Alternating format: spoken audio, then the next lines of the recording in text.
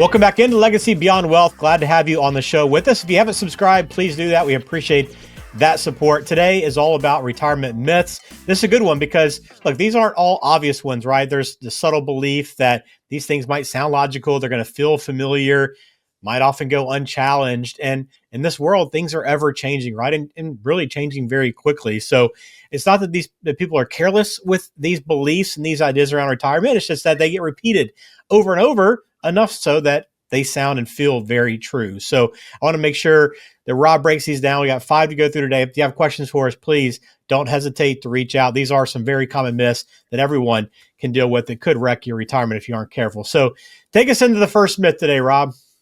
Yeah, the first myth is the more a financial plan weighs, the more valuable it is. I often joke that sometimes people will talk about the financial plan they have, and they have these big, thick binders that's supposed to be reassuring. It looks official, it looks complete, but the weight doesn't equal value. Many large plans are heavy because they're full of disclosures, generic charts, and compliance language, not clarity. And a good plan should help you make better decisions. In fact, it's very common in our industry right now, and it's a big trend to get back to what we'd call a one-page financial plan. And that's something that should be there to be able to help it be understandable, adaptable, and actionable. And if it overwhelms you or it sits on the shelf untouched, it's really not serving its purpose for you. Simplicity isn't a lack of sophistication. It's a sign of intentional design. Yeah, that's such a good one. I think people just assume, hey, if it's more, it's got to be better, right? But to your point, if you don't understand any of it, what purpose does it really serve? Correct. Myth number 2, my life is simple, so a will is all I need.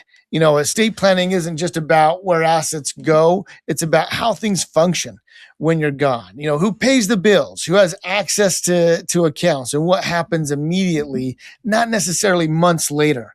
I've seen families that struggle with simple estates just because no one knew where things were at or who had authority or how to be able to move them forward. And more often than not, those that simply just have a will, I find that their kids, as they're trying to get through it, ask questions of why they didn't have a trust that was done.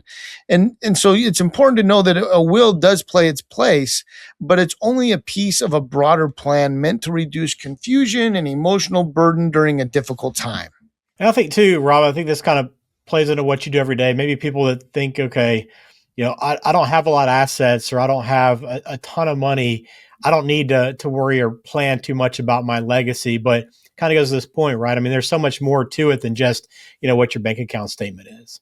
Absolutely. And unfortunately, the fear of the unknown leads us not to take any action. And I would say anyone that's out there, sign up for a discovery meeting. Get a chance to be able to become more educated about what options are available to you that are out there versus just taking that blind of approach of maybe not knowing or understanding is causing that deer in the headlights for a lack of action. Because it's really important to just become knowledgeable about what solutions there might be out there for you. We are highlighting 5 retirement myths here on the show. And as we go through these, let's get to number 3, Rob, here. This is one I think a lot of people just kind of expect to be true, but not. Yeah. My spouse will be fine when I pass away. They only need half as much of the income. And it reminds me, I had one client that was so strong on this belief, and her husband passed away, and she was still so strong on that belief. But I remember a meeting where she's like, you were not lying to me, Rob, when you told me there wouldn't be that much of a reduction in expenses. She's like, it's not like I needed a sprinkler repair to be done. And the guy didn't charge me half as much just because there was just one person living in the home versus 2, or it takes just as much gas to continue to heat the house with one person living here versus 2. And so I think that's important to make sure that we have that planning in place, that we're not planning on half as much income when the first spouse passes away. Are you ready to unlock the freedom to live your best life? Schedule your no-cost 60-minute discovery meeting with our team today. During this session, we'll take the time to understand your family story and financial dreams. Together, we'll craft a personalized roadmap designed to help you achieve your goals. Let's explore how we can unlock the freedom for you and your family to thrive. Just click the link in the description of today's show to get started. Yeah, and no one wants to leave their spouse with less or make their life even harder on them than it already is, having to deal with that. So this is one that, could really, it might not impact you because you're not around, but could really make it very difficult on your family. Absolutely. Absolutely. All right, let's go into myth number 4 then, Rob. All right. Myth number 4 is when I retire, I need to dramatically shift from stocks to bonds. Age alone shouldn't drive investment decisions. And what's more important is where your income is coming from and how inflation affects your spending and how long your money needs to last. And I think for most retirees, being too conservative can be just as risky as being too aggressive. And I have this conversation a lot with people as they start approaching retirement. And we got to be very strategic because you start to hit these 4 critical years before retirement and 4 years after. Those 8 years can make a huge difference in the type of retirement and how that's going to last over the next 30 to 40 years for you. And so I think that getting advice about what the market's currently doing in the economy and the risk that you're willing to take on is so important to be more customizable than just some generic advice. I need to be more in bonds than in stocks. Yeah, I think this is just a good reminder too, overall with financial planning is that, while this could be true for one person, it could be completely wrong for another. That's the whole point here is you want to make sure the approach you're taking works for you and what your goals are, because everybody's plan and strategy is going to be different. It is. Absolutely.